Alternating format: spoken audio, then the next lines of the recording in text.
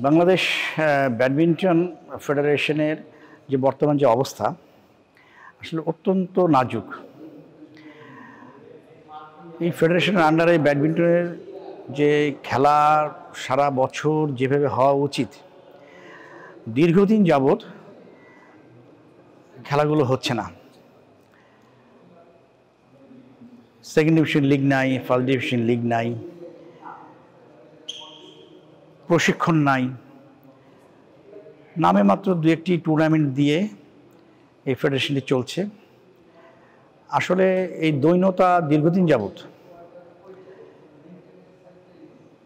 আমরা যখন ছিলাম তখন অন্ততপক্ষে প্রচুর টুর্নামেন্ট হতো, খেলার একটা পরিবেশ ছিল, সেই এনভায়রনমেন্টে ভালো এনভায়রনমেন্ট ছিল। তখন গার্জিয়ানরা তাদের ছেলে মেয়েদেরকে সেখানে দিত। আপনি যদি এখন আমাদের জিমনেশিয়ামের সামনে যান, দেখবেন যে সেখানে এমন একটা পরিস্থিতি, এমন একটা পরিবেশ, মাদকের আখড়া। ইভেন আপনি ইনডোরের ভেতরে যদি যান, সেখানে আপনি দেখবেন যে পরিস্থিতি খুবই নাজুক।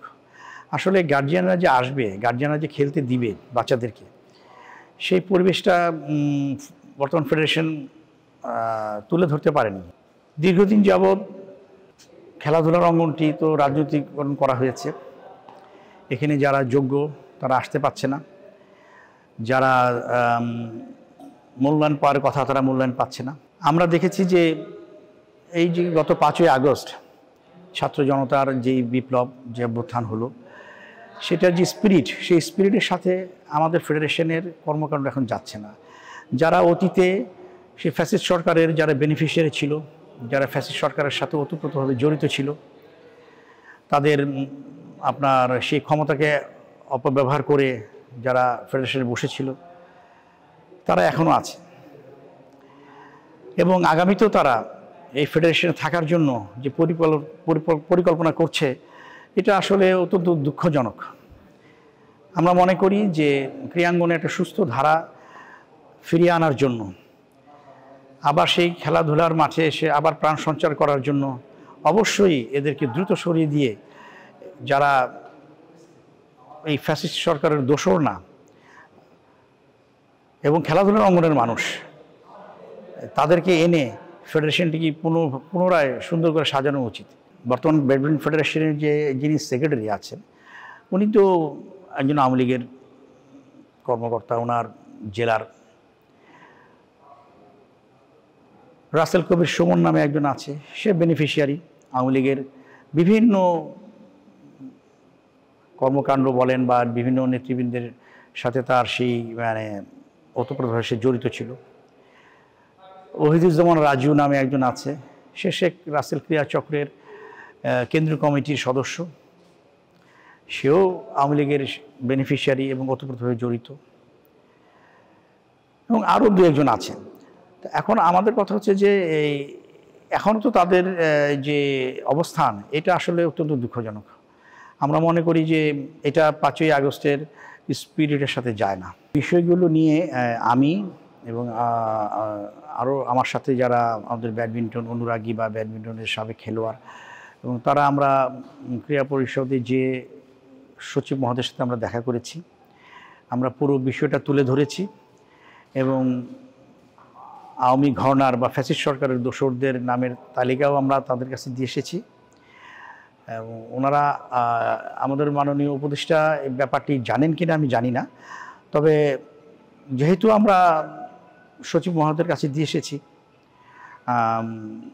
আমরা আশা করি এটা ওনার কাছে যাবে বা গিয়েছে, এবং উনি এই পরিপ্রেক্ষিতে উনি একটা ব্যবস্থা নেবেন বলে আমরা আশা করি। আমরা তো মনে করি যে এই মুহূর্তেই এই ফেডারেশনটি ভেঙে একটি নতুন কমিটি করা উচিত। ক্রীড়া পরিষদের নিয়ম অনুযায়ী সম্ভবত অ্যাডহক কমিটি করবে। অ্যাডহক কমিটিতে যারা অবশ্যই খেলাধুলার সাথে যারা জড়িত ছিল বা খেলাধুলাকে ভালোবাসে এবং এই ফ্যাসিস্ট সরকারের দোসর ছিলেন না, তাদেরকে দিয়ে ফেডারেশনটি করা উচিত।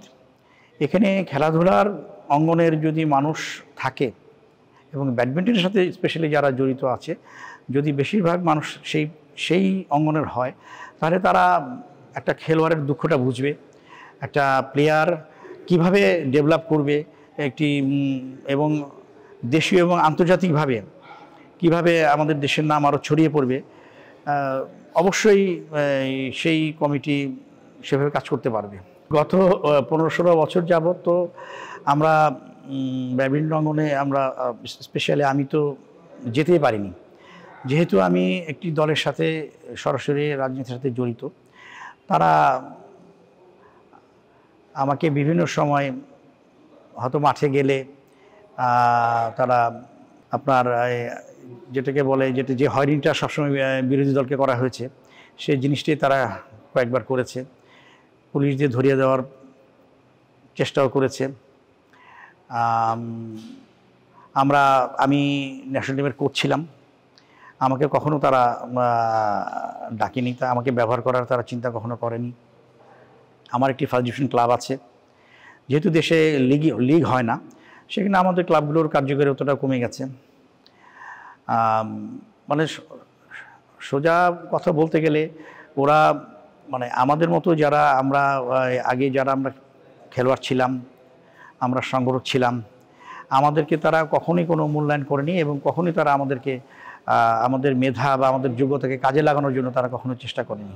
আমি একসময় জাতীয় ব্যাডমিন্টন খেলোয়াড় ছিলাম, জাতীয় কোচ ছিলাম, বিভিন্ন সময় জাতীয় দলকে আমি কোচিং দিয়েছি, প্রশিক্ষণ দিয়েছি।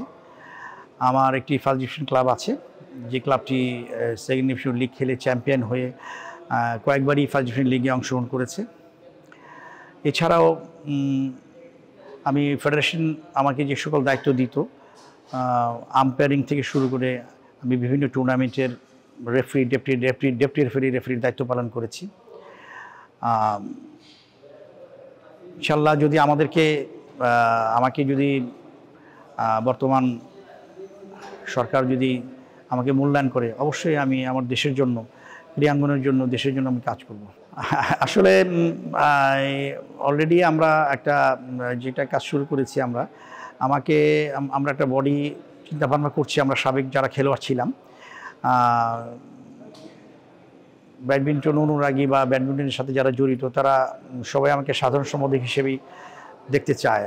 আমার স্বপ্ন একটাই, বাংলাদেশ ব্যাডমিন্টন দেশ এবং দেশের গণ্ডি পেরিয়ে আন্তর্জাতিক অঙ্গনে একটা জায়গা করে নিবে। সেই লক্ষ্যে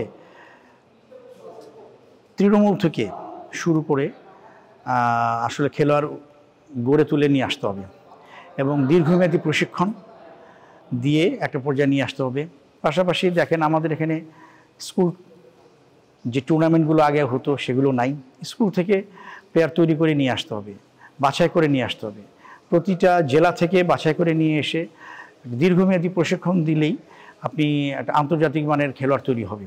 পাশাপাশি আন্তর্জাতিক প্রতিযোগিতাগুলোয় অংশগ্রহণ করতে হবে ধারাবাহিকভাবে, মাঝে মাঝে না।